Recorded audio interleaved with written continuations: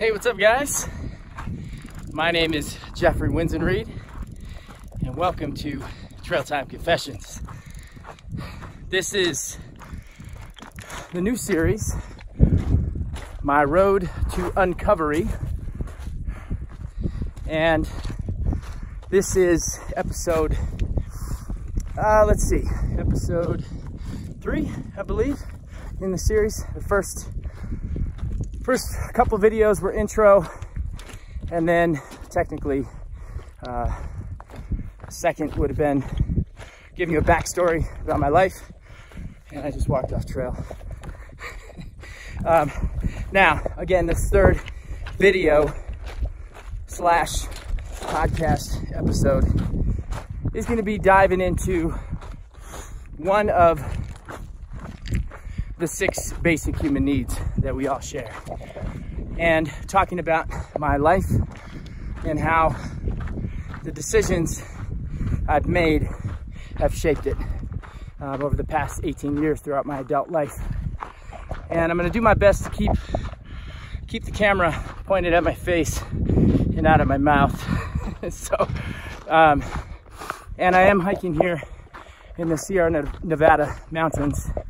If you didn't know, I am hiking the pacificcresttrail, and I just had my 3-month anniversary of hiking, tagging the border yesterday, so which was 9/11, and that date is actually pretty relevant for the topic of conversation today, which is my citadel of certainty.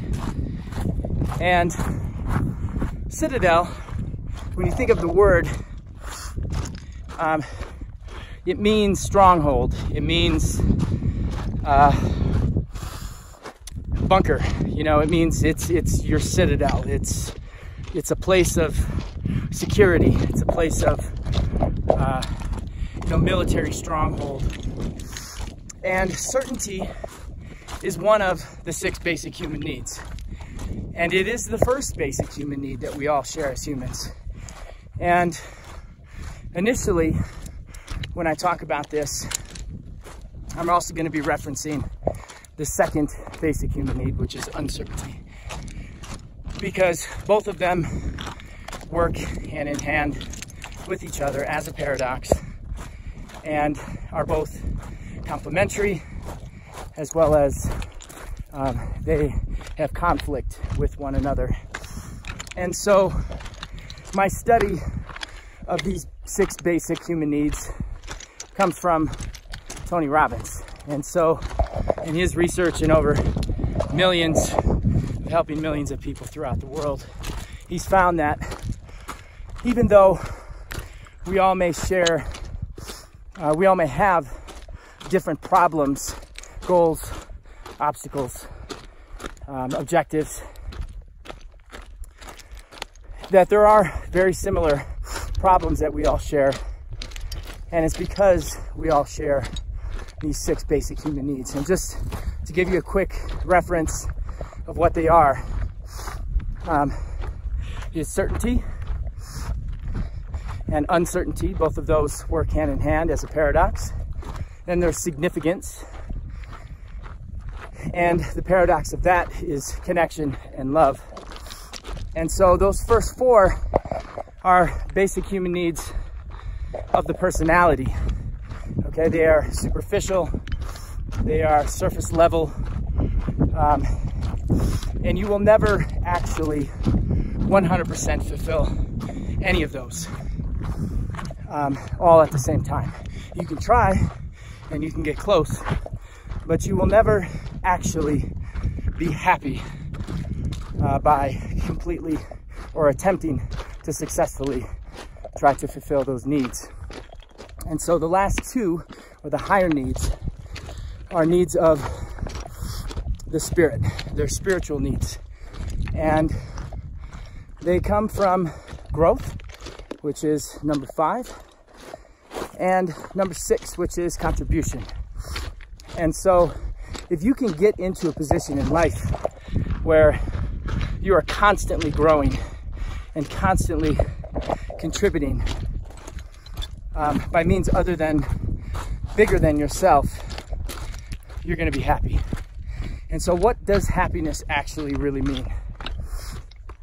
Well, I think for most of us, we think it's being successful in our job, or trying to achieve something tangible, or getting things, or receiving things. And if you really think about it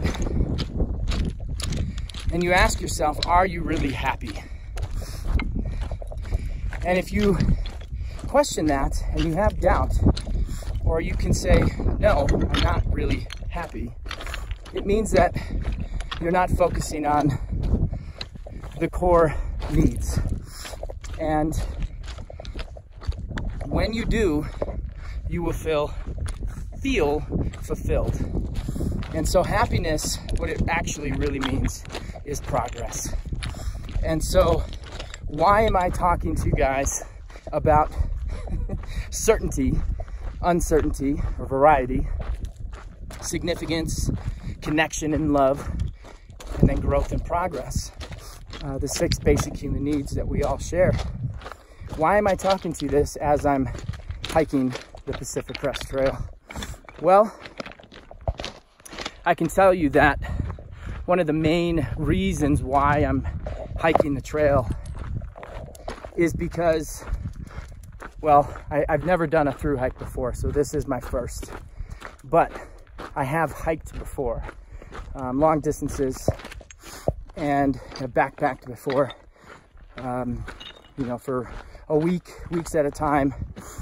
And my experience with that has been nothing but positive. And that feeling that you get being on the trail, and right now, actually, my through hike, I instantly fulfilled all of these cups. I almost just fell. It instantly fills all of those cups. And so if you continue to listen to my podcast, I'm going to be breaking down, which I hope you do, I'm going to be breaking down each of these basic needs and giving you examples of how they are being fulfilled in my present life, as well as in my past, okay? And so being on the trail here, I instantly knew that these cups, these needs were being filled. And just as an example, and actually before I jump into that, maybe I should explain actually what these needs really mean. And so certainty, and as I explain this, I want you to be thinking to yourself, how do you fill that need in your life of certainty? So I want you to think about that. Jot it down, get a piece of paper out, get a pen, and write examples in your life how you fulfill or you fill that need in your life, okay? So certainty is, it is security, it is control, it is that bird flying away because it's flying to safety. It is the avoidance of pain, and it is trying to get to comfort and to feel good. And so the reason this is the #1 need that we all share is because it is built in our DNA to want to feel certain, because the avoidance of pain is a natural reaction. And when there's too much pain and continuous pain, there's death. And for the most part, nobody wants to die. We all want to keep living. We all want to keep growing. And the problem that we have in life, and the problems that keep occurring in most people's lives is that they don't truly understand why they do things. They just do it.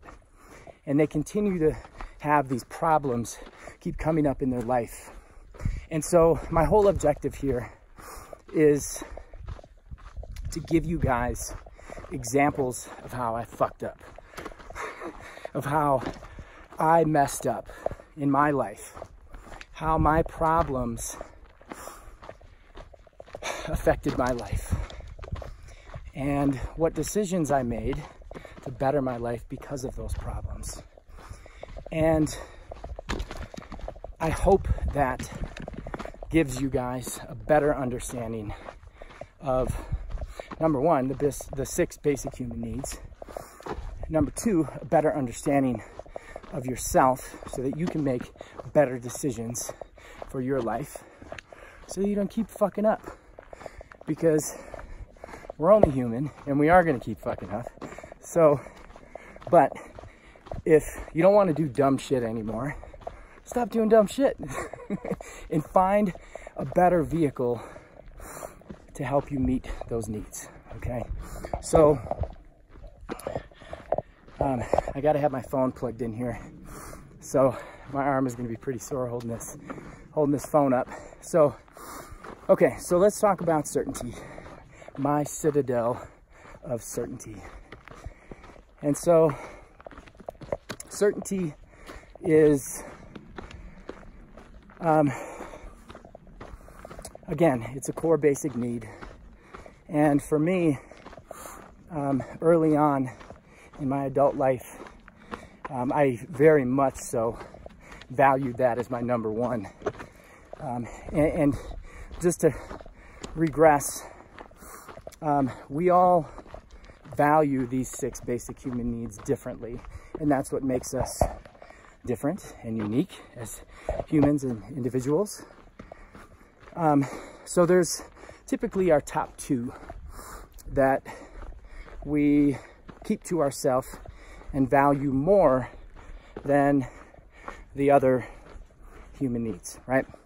We're all going to find ways to meet every single one of those, but which 2 do you value the most? And these values can change, these needs, how you value these needs can change throughout your life. And that's exactly what I'm going to be talking about from episode to episode.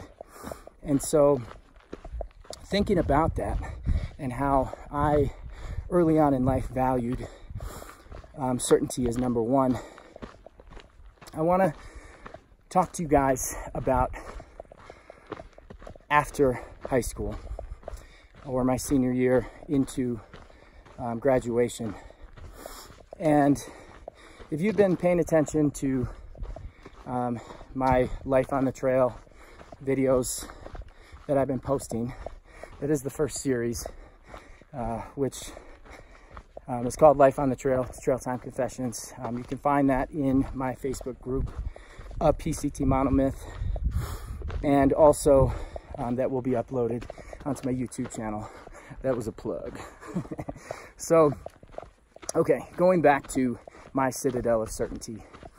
And so both of those words reference 2 big things in my life during that time. And the first one was the Citadel, okay? If you don't know what the Citadel is, it's a very prestigious military college in South Carolina, Charleston. And it was my plan after high school. And it was the college that I had picked, and it was the life path that I had chosen. It was my hope, my hopes and my dreams. And prior to that, and I guess part of that hope and dream was to be a Marine Corps officer, and eventually either be in the FBI or CIA, something in security on the federal level. And so in high school, my senior year, and really all throughout, my life plan was the Marines. And if you think back to the 90s, the late 90s, there was a fair amount of stability in the world.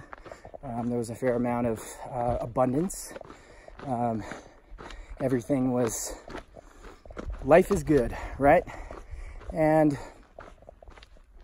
my senior year, actually, I'm sorry, going into my senior year, I found out about the Citadel, and I went to a college fair and talked to a recruiter and got some information and learned about the college and thought, you know, this would be a great path for me, since that's what I wanted to do with my life, was to be a career military person. So I went and visited the Citadel for Cadet Day and got to basically hang out with a first-year cadet and see what his life was like. Go to mess with him, and you know, stay in the barracks and essentially just see what life is like. It was part of their recruiting process for new students for the next year. And so had a great experience, and I was 100% certain that that's what I wanted to do. So I took every opportunity to try to achieve that. And so I jumped through every single hoop, got every single letter of recommendation that I needed. And keep in mind, you know, this is, again, a very small school, maybe 2,000 students. And so they're only letting in a couple hundred every year. So I had really two paths. And so, again, going to the Marines, enlisted with an MOS of 0311, infantry. And I did. I signed up, I went to MEPS, and that was going to be my contingency if I didn't get into the Citadel, because that was actually the only college that I applied to. So I literally only had two options. So either go to college or join the Marines, both military paths. And so I remember the day that I got my acceptance letter, and it felt so good. I ran out to the mailbox after I got home from school, and keep in mind I was checking the mail every single day during that time, and I remember opening the letter and seeing the awesome news, you know, that I got accepted to the Citadel. And so right then and there, I was stoked. You know, this was the end of the year, my senior year.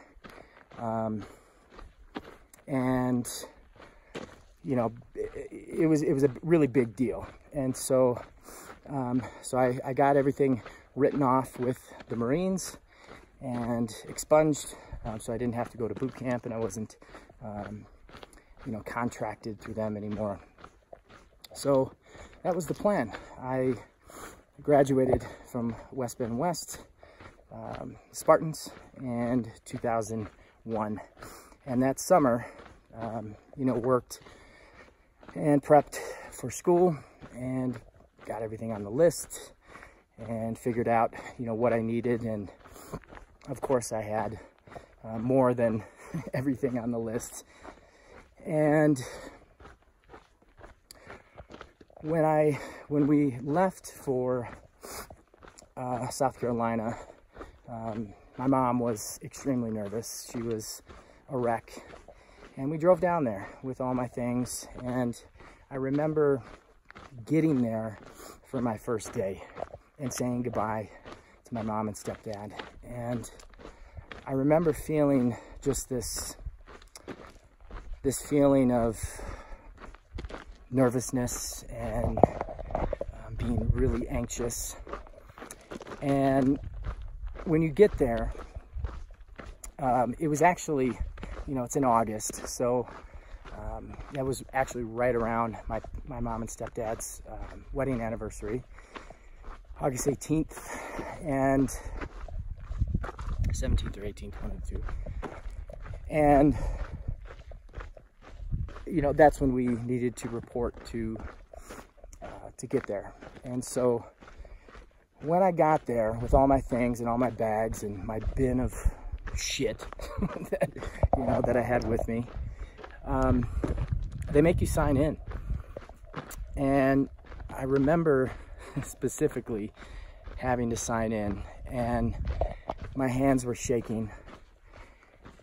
And if you don't know my full name, but it's Jeffrey Gary Winzenried Jr., it's friggin' long. And it takes a long time to write compared to, you know, somebody else's name who's a lot has a lot shorter name, John Smith, right? So the guy was like yelling at me to write faster, and you know, it scared the shit out of me. And you know, you get in your bunks and you get assigned to a room, and you get your stuff set up, and you begin Hell Week, which I did make it through Hell Week. And you know, that experience was it was pretty scary going through that. You know, I mean, it was all new. I was 18. You know, like, we actually didn't start school yet, but you know, we were going through all the basic knob. They shave your head. You know, you get issued all your clothes and all the stuff that you're going to need for, you know, to be a cadet. And I was in M Company, military company, which was the quote-unquote hardest company in the school. And, you know, back then, you know, hazing wasn't really a thing that people talked about. It hadn't really come out in the news too much. But it was brought up to me that if you wanted to be part of a special group, hazing was basically how it happened. And so it was a volunteer opportunity to be part of a special group, and that's where the hazing essentially comes from. And so getting picked on or you know, yelled at for fucking up, you know, I messed up a lot, and it was really weird because I didn't get yelled at as much as some of the other cadets. And that, I don't know if that mind fucked me or what, but you know, I was trying my best. And you know, in the middle of Hell Week, I remember, you know, laying in bed, in my crisp bed with the smell of starch in the air and crickets outside my window. Keep in mind, this is August, humid South Carolina heat. And it is hot, and the fan is going, and the emotions start to pile in. And I immediately start to feel this sense of loss. And, you know, going into the Citadel, I felt like I was very well prepared, that I had crossed the T's and dotted the I's. You know, I've played sports all through high school, 4 years of track, 4 years of football, football in middle school, wrestling in middle school, wrestling my freshman year of high school. You know, building up my mental capacity, building up my mental fortitude with blocks of reps. Building that foundation was what I thought I did. I thought I did a good job at it. You know, I feel like football and athletics and sports and two-a-days really helps prepare the young mind for adulthood. And that's why I believe that athletics is so powerful and should never be taken out of the school, and it should be enhanced as much as possible. And so now, even though I feel like I had at the time prepared my mind and my body for what was to come, it didn't prepare me for the sense of loss and the fear that I had of not being good enough. And when that set in, and keep in mind, we're talking about certainty and uncertainty, right? Certainty is security, it's comfort, it's the avoidance of pain. Uncertainty is variety. Uncertainty is adventure. Uncertainty is difference, difference in your life. It is change. It is excitement. And again, certainty is consistency. It's control. And when I felt like I had a loss of control, especially with my emotions, that threshold was it. And when I hit that tipping point, it was almost uncontrollable as far as the decision that I had to make. And it is the one decision in my life that I believe affected me internally more than almost any other decision that I've made in my entire life. And that was the decision to quit. And when I finally was overwhelmed by the emotion of loss, I was laying in bed. It was the middle of the night, and I had gotten up, which isn't really, it's not something that you do. You get up, maybe you have to go to the bathroom, what have you, that's fine. I went up to my company commander's room, knocked on the door, and he was sleeping, obviously. I basically told him, I am done. I quit. And it was one of the hardest decisions up until that point in my life that I've ever made. And the point I want to make here is that we as humans will give up on our hopes and dreams, on our core values, on our beliefs, what we believe in, to fulfill and meet these 6 basic needs, which is really freaking powerful to think about. And in thinking about that today really freaking hit me, because I associated exactly that to why I gave up, why I decided to come home. And so what happens next in the process of quitting and going home is meant to make you think about your decision, because it's not quick.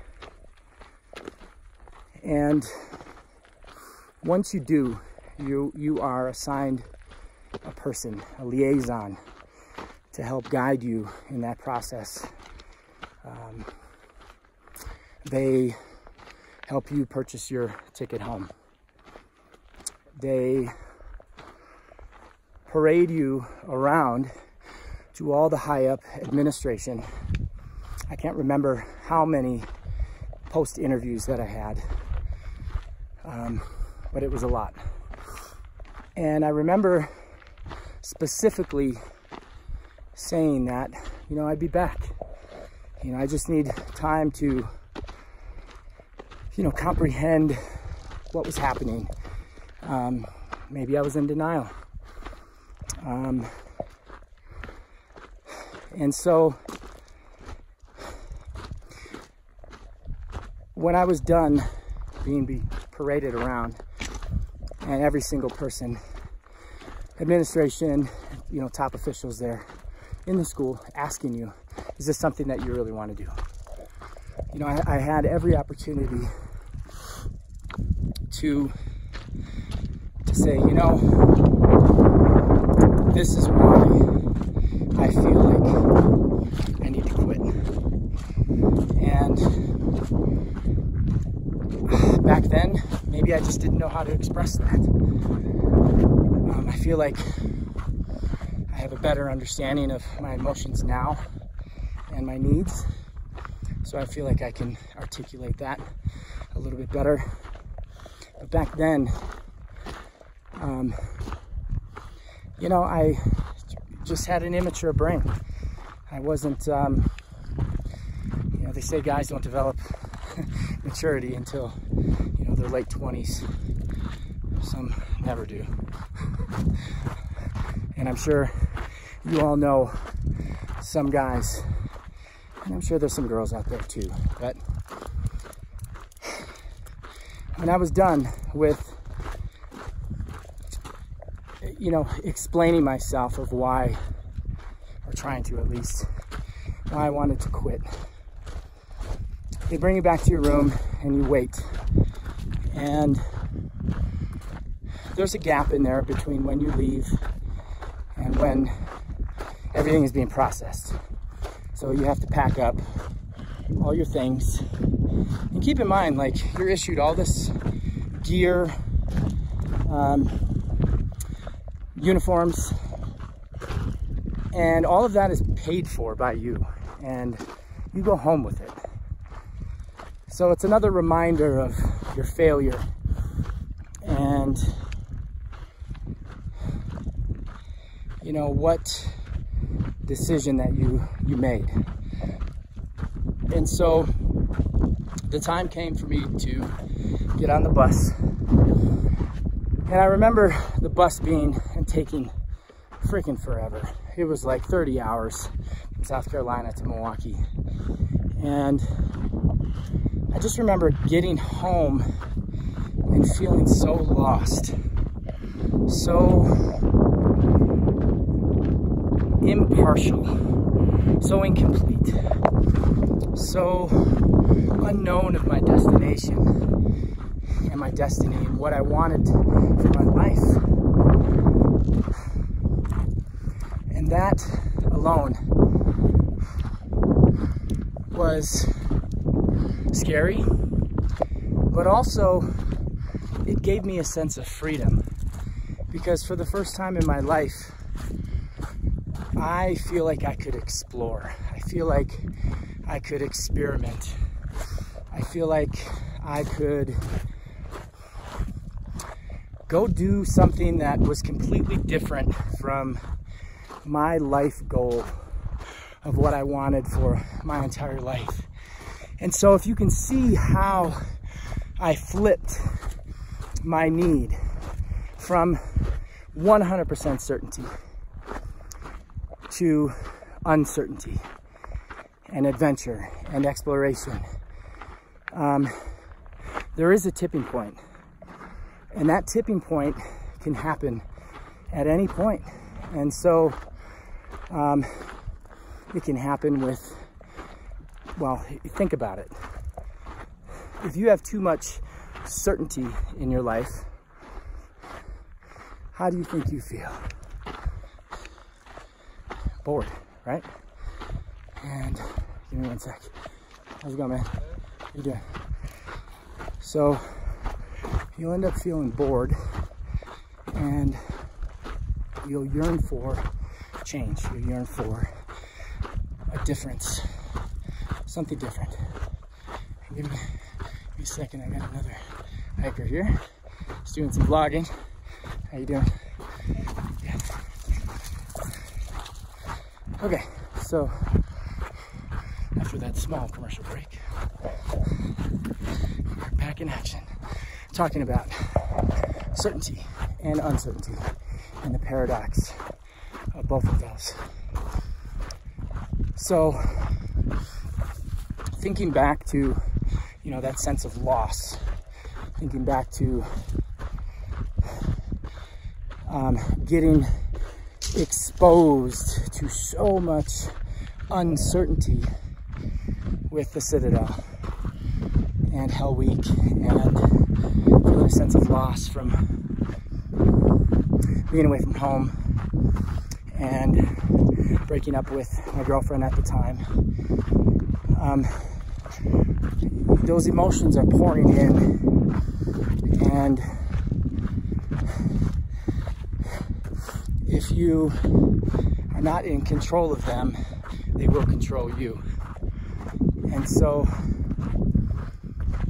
coming back from the Citadel, having been exposed to, you know, a high intensity of uncertainty in Hell Week, I think, you know, drove me to want to experiment and want to come back to that emotion, that feeling, even though it was the same thing that actually drove me away from the one thing that I had wanted for my life. I wanted to go back to certainty and security and comfort into my family. And going back home, you know, after the dust settled, you know, the feelings of regret, the feelings of, you know, did I make the right decision, set in. And during that time frame is when I constructed my cage, my citadel of certainty. And if you listened to some of my videos, actually the one I posted about a month ago, and I had talked about a breakthrough that I had here on the trail.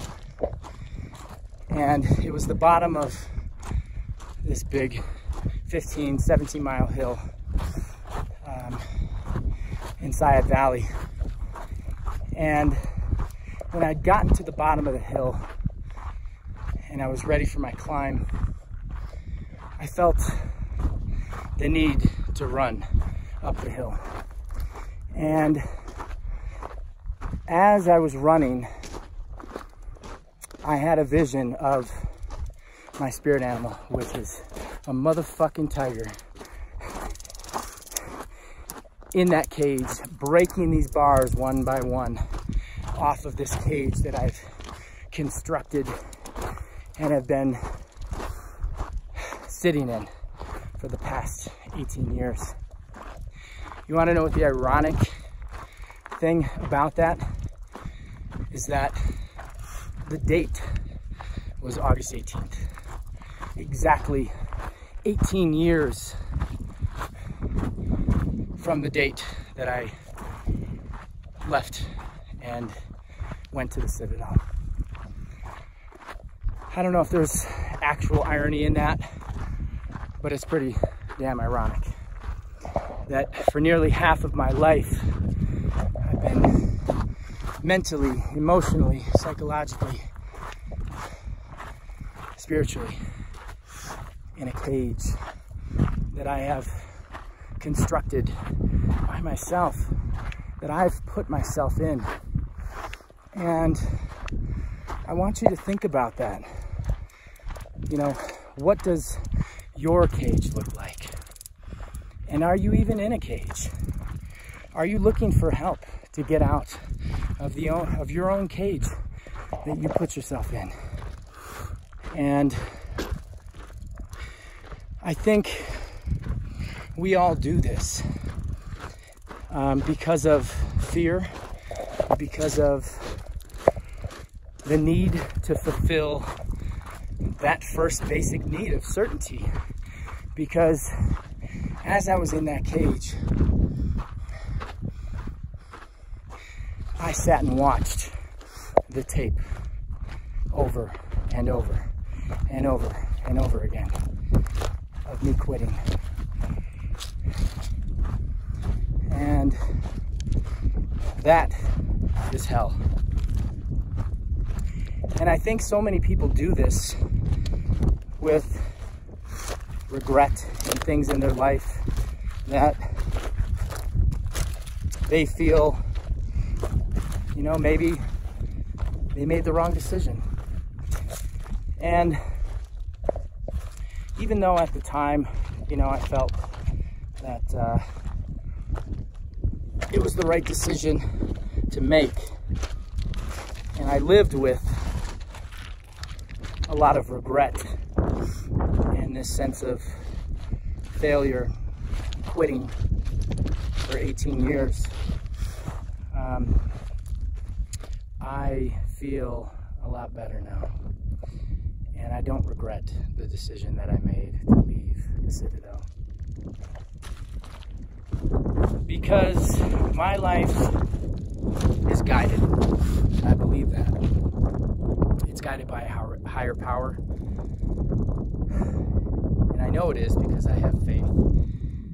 And throughout the years, these last 18 years, I have fucked up a lot in relationships and jobs, just everything in life, right? And I think we all have. And I'm actually trying to find a friggin' rock to sit on right now because there's quite a few people on the trail. But I'm gonna give you this view right now. It is so freaking amazing being in the Sierras. And I'm really excited to be here and very thankful, because who knows, if I would have taken that path to being, you know, to follow through with the Citadel, or even to choose the Marine Corps option that I had. My graduation date was right around the same time, end of August 2001. And just a couple weeks after that was the tragic 9/11 event. And I think about how different my life would be if I would have taken that route. 0311 is infantry, and it is the first, they are the first to go out into war. And so I would have been an amazing soldier, I know that. But I may not be here today. I may have died for my country, which would have been very sad for my family, but I would have died with purpose. And I am grateful for the path that I am on now, and I'm thankful that the decisions that I've made throughout my life have led me to where I'm at right now. Because over the last 18 years, I've met some pretty amazing people, and I've learned a lot of really key lessons in life. And I am not perfect, and I'm going to continue to fuck up in life. But at least now, I have an understanding of how to make better choices. Better choices for me, and better choices for any relationship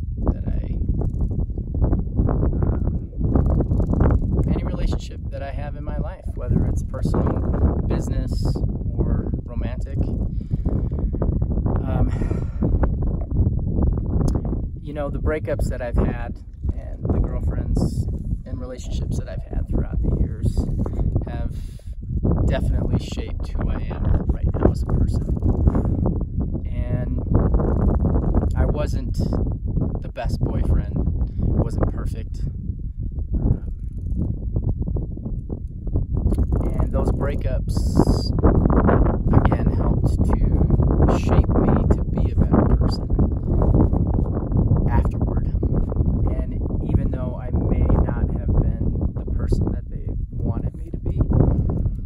during the relationship, I became more of the person that I think they wanted me to be. And having that contrast really helps to put things in perspective for me about my life, and to know how to be in a relationship. And I feel like now I'm in a really good spot. You know, I've experienced a lot of loss in my life, whether it be, you know, deaths of relatives, or failure in relationships, failure in jobs, getting laid off, my first job out of college, having to file bankruptcy at 26. And now, the failure of my tenure of my business. And I think about how today, when I was putting this together for you guys, how we as humans will give up on our hopes and dreams, on our beliefs and our core values to fulfill our needs. And that's exactly what happened in all of my relationships, in my failures.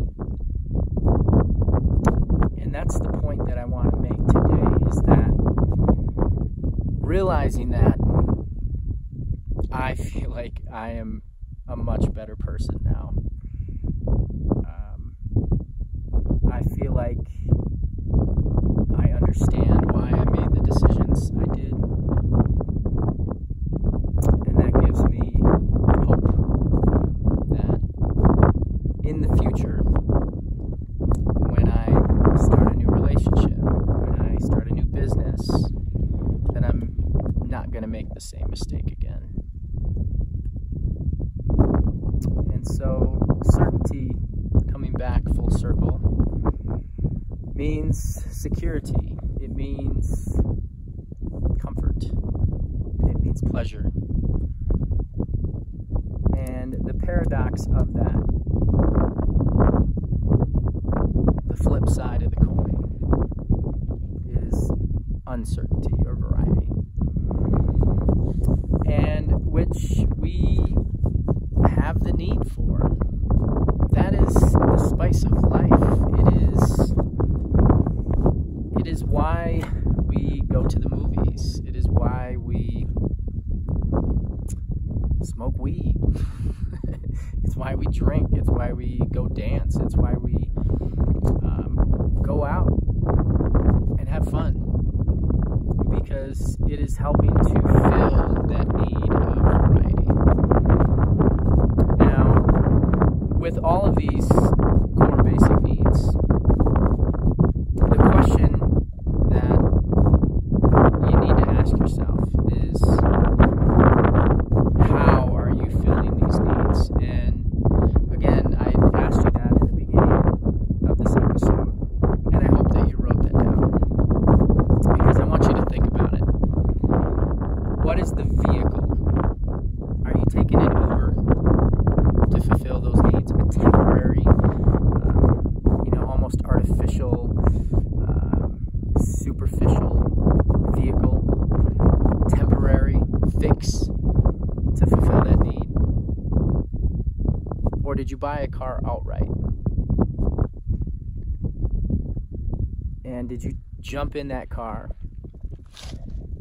And does that car make you feel good?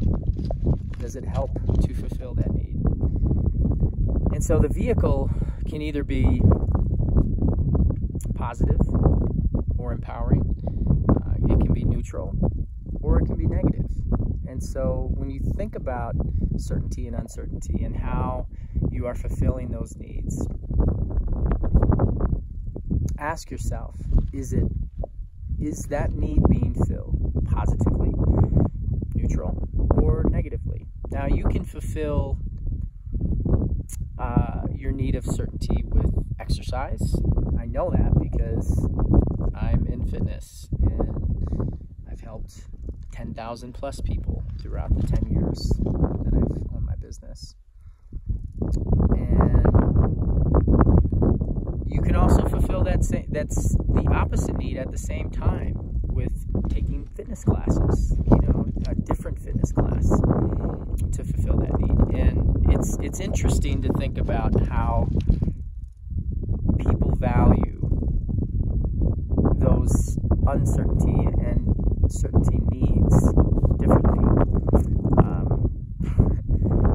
I know this because it caused quite a bit of conflict in the gym from my members and even from my staff, because there was this constant back and forth of newness wanted and consistency wanted.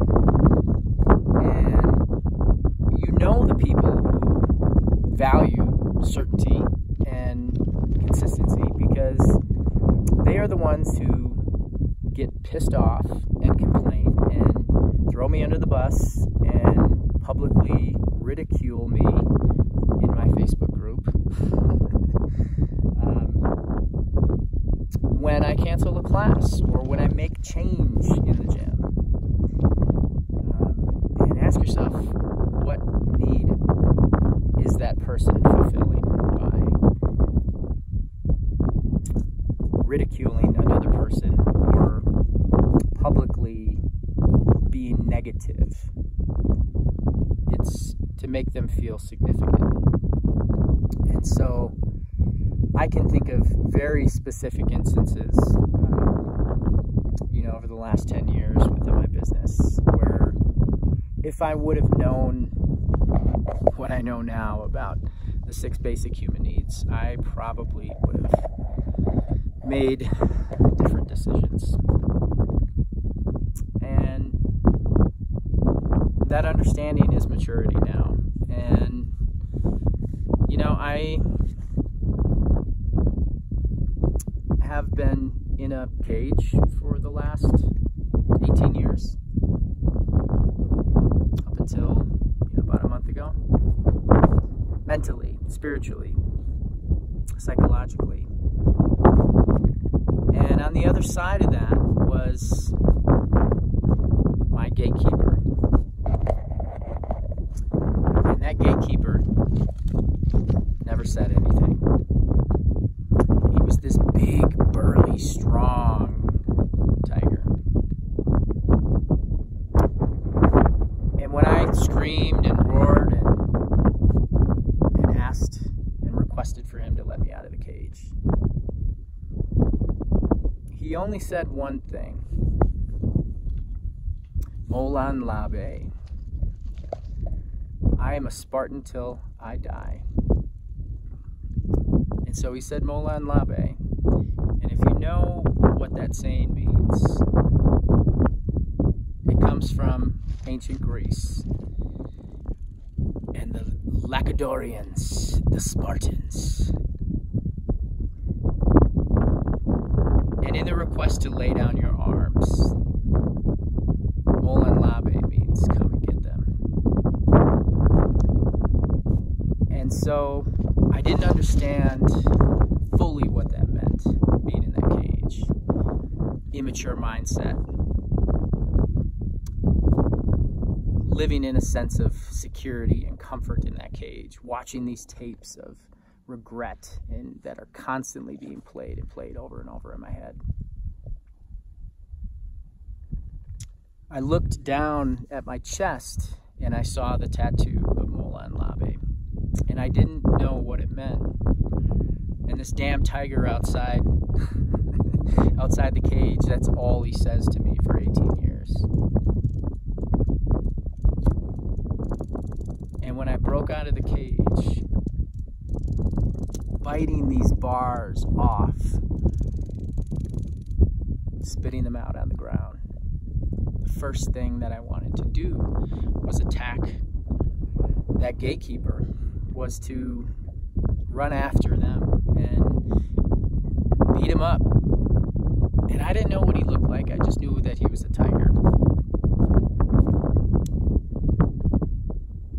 And when I got out of the cage and I chased him down and I tackled him and I took the mask off and realized it was me,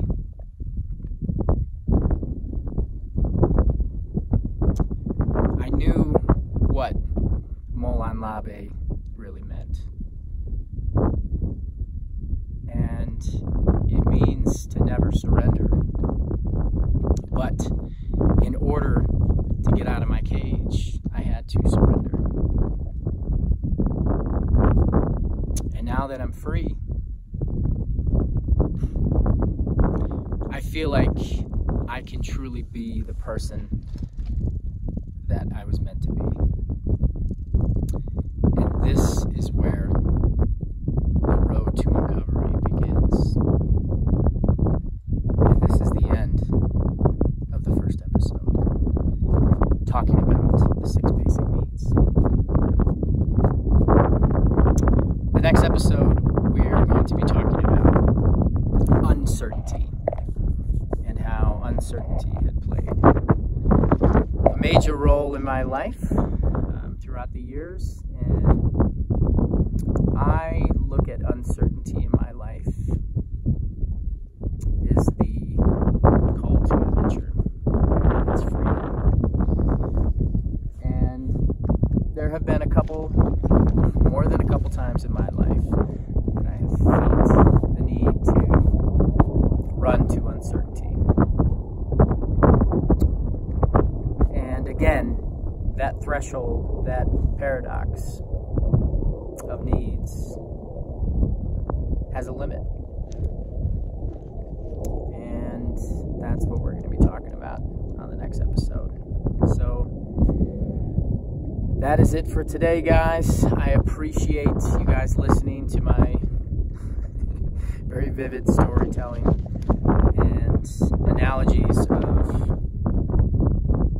how my life has been shaped over the last 18 years. And I'm sitting here right now talking to you guys on the side of this hill, on the side of the Pacificcresttrail in the Sierra Nevada mountains. The sun is shining, and it feels really good. And I am certain, 100%, that I'm going to finish this trek. I've got about 1,000 miles left remaining, plus or minus 50. And I'm working my way SOBO southbound towards the California-Campo border. And I'm excited to continue to share with you guys my life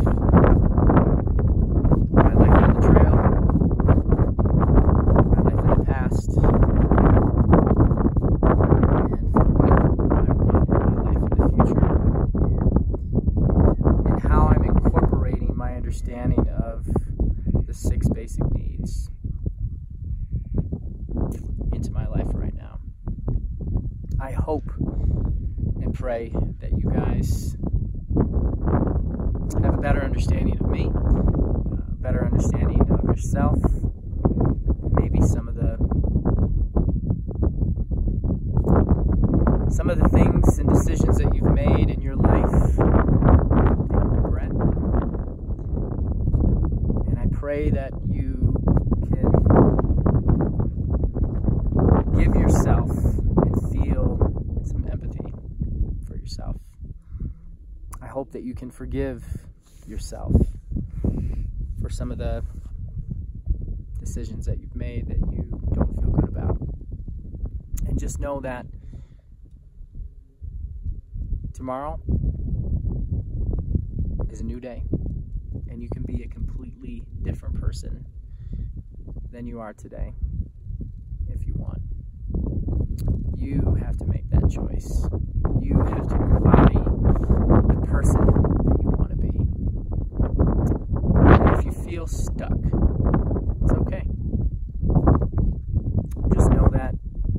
resources and people out there that can help you. If you need somebody to talk to, send me a message, private message. I'm happy. Give me a call. Shoot me a text. I'm happy to reach out and help you walk through whatever issue that you got going on. And I'm still working on my shit every single day out here. So I may have something that I want to talk to you about. So I'm going to get on with the rest of my day. It is 4:45, and I only have a limited amount of sunshine left in today. So I'm going to continue south and finally end this episode.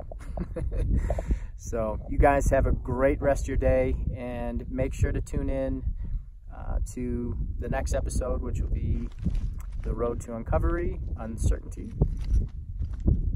And if you haven't listened to any of the previous episodes, there's a couple intro videos as well as a background for my life prior to being 18.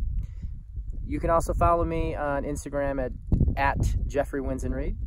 You can find me on Facebook, my YouTube channel, just search for my name.